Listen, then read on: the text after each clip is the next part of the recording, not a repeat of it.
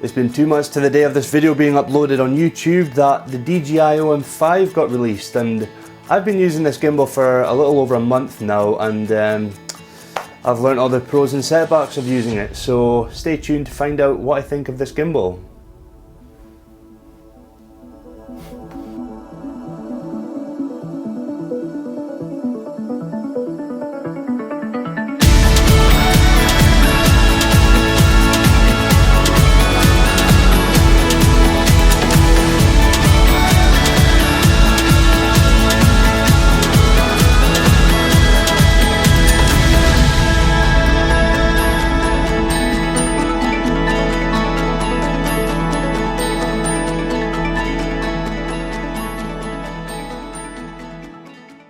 Now, first things first, in my initial interview of this gimbal, I said my major inspiration of buying this gimbal was because of Nick Speakman. He is the global head of social media for Manchester United. Yes, and he recorded Cristiano Ronaldo's first goal, and I saw a photo of him. He was using a gimbal.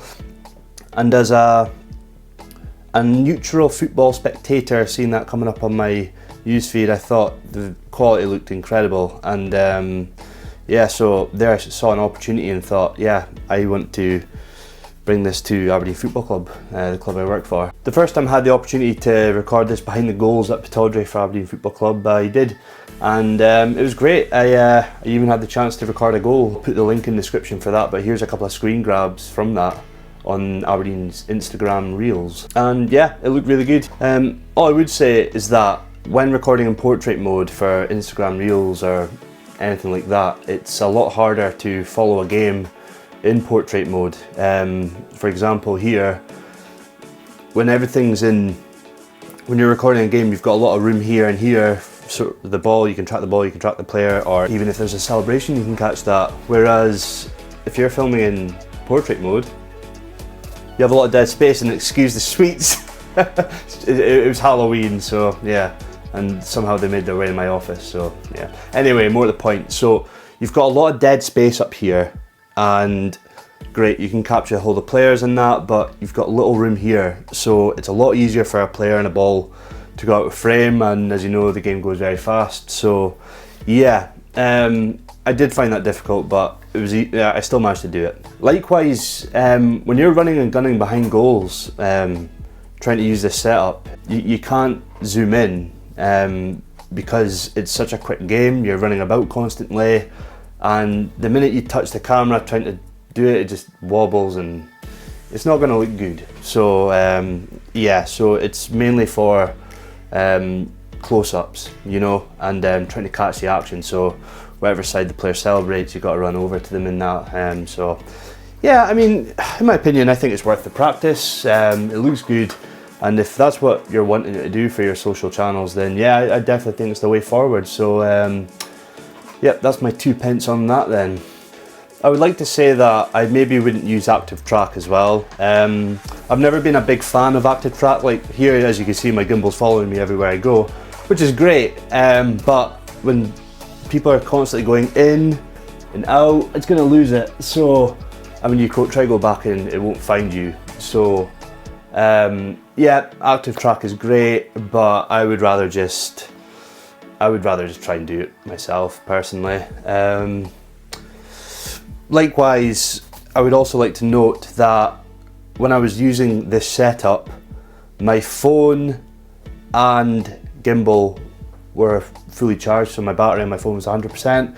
The gimbal was fully charged, and it was about 10 degrees Celsius. I was using it for about 3 to 4 hours. I wasn't constantly filming an entire game. I was shooting on and off at moments that were getting quite exciting, and even the build up before the game. And I ended up with 30% on my phone, which is I would consider quite good for an iPhone 11 Plus Max. And the gimbal had 3 bars left, and there's 4. So yeah, I thought that was really good for 10 degrees. Now, away from the professional side of the gimbal and more to the hobbyist side of the gimbal. One thing I would like to say is that the app works hand in hand with the gimbal. It's fantastic, it's so user friendly. Once you download the app and you connect it to Bluetooth, it is so easy to go. the fact it works like that, I mean, I'm using my phone to track myself right now, and it's integrating through the gimbal, and for me that's so cool. The app gives you a lot of creative opportunities, like you can do the vertigo effect as seen in Jaws. When you're doing a time lapse, you can pan left to right, which I've done in the past, or right to left, which is pretty cool. When I go on a walk, I like to do a time lapse with the gimbal, just to put on my Instagram stories. One thing I was disappointed about with this app is when I was using the hyperlapse mode to do a walk I was on, it cut out far too early than I wanted it to, and when I watched it back, it was heavily compressed. It lowered the bit rate so heavily that you couldn't use it. I mean, I still did use it because I felt like a waste of time, but I mean, it was just for my personal page. But nevertheless, I was really disappointed in that, and when I looked up to see why that was the reason, it was because my phone's not power enough. I think you pretty much need the iPhone 13, which is the newest iPhone out to this date. I film with the iPhone 11 Max Pro, and to be honest, I think that sucks because I think my phone is pretty powerful enough. I use it to control my camera, I use it to control action cameras, fly a drone. So the fact that it couldn't really process a video in hyperlapse mode sucks. However, I done it again, but instead I just used the default camera on my iPhone, just the one that's built in, and yes, it worked fantastic. I didn't use any ND filters. I was just, when I was walking, I wasn't walking so steady like that. I was just walking about up and down, and just bobbing about just as I would in a normal walk. I was just going my normal pace. I was just walking just like that. I mean, talking to my wife and that, you know, just basically forgetting the camera was even there. And like, even when I was looking at my camera, I did think it looked like it was bobbing up and down at times, but I think the internal stabilization on the camera phone is incredible, and it was just buttery smooth. So yeah, I mean, apart from that, with the app, which I find disappointing, it still works. And to note, you can still use the controls on that when you're using the default camera mode. I mean, you can, I'm assuming you can still use professional apps like Filmic Pro to do that, where you can put ND filters on and change the shutter speed in manual mode. But I mean, when I'm just away on my break, I'm not really thinking far too much about making sure the shutter speed and all is right. I just would rather do automatic mode. So what you see is what you get when I'm on these sort of trips. Is the gimbal waterproof? No, it's not, according to DJI's website. Not that I like to play fire with fire, however, when I was up in the Cairngorms on my breakaway, it was raining. It was raining. Yes, so I was still using it, and yes, the drone was getting wet. I was doing my time lapses. Probably not ideal, but yeah, I was still using my body as a shelter, but I mean, yeah, it was still getting wet. And it works absolutely fine now. I mean, it's not meaning to say that it is waterproof. It obviously has a tolerance, or it wasn't absolutely drenched. And since then, at work, I have used it in the rain. Not ideal, but hey, I've still used it and it's still working absolutely fine. So, I mean, it wasn't heavy rain, but it was still rain, and I wouldn't go jumping about in a pool with it, but you know there's a tolerance to it. So yeah, there you go. And from my experience, it still works absolutely fine.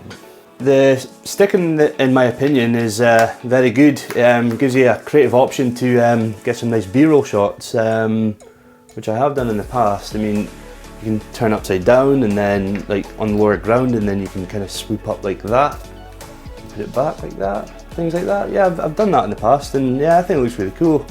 I mean, if you were going to vlog on a GoPro or a DJI Osmo Action 2 camera or whatever, you would have to buy a selfie stick anyway. So I mean, the fact it's already built in is pretty handy, you know, and you can go quite far back. And it's got a gimbal on it, which is even more perfect, I guess. Another good thing about it is that when you take it to concerts, you can shoot above a crowd, like you see in the video for the advert of this. And yeah, like, it's a perfect selfie stick as well. Like I mentioned about the advert where they're in the crowd, it is dark and they have the light I still haven't seen the option to buy the light yet, which I find quite disappointing because it would be quite good. I mean, especially if I was to do a behind the lens drone video of a early morning drone shot where it's dark. I would like to rely on just 2 strips of light just to light myself up instead of carrying a big GH5 and, you know, like a big light like this, you know.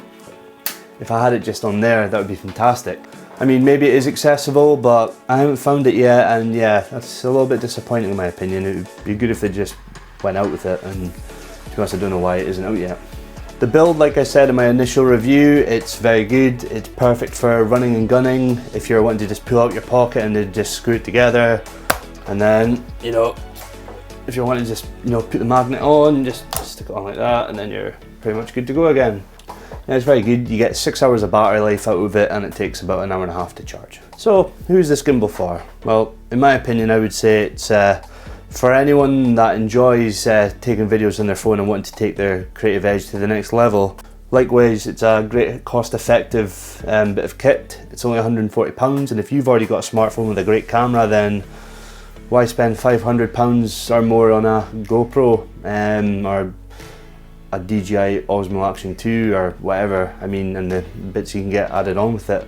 I mean, obviously they've got their own capabilities that justifies that cost, but I mean, when you're buying your smartphone, you're buying a camera which already has that costs to it, and when you've got this with a really user-friendly app, it's don't want to say it's a no-brainer, but I mean, if that's all you're wanting to use it for, then yeah, it's great. And like I said at the start, I mean, if you've got a small business or a business in general and you're heavy on using your Instagram stories or videos and that for social media and that, then yeah, it's a great companion.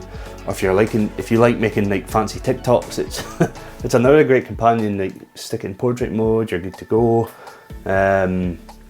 Yeah, it's good that way. And in my opinion, if that isn't good for you, then well, it's a great selfie stick.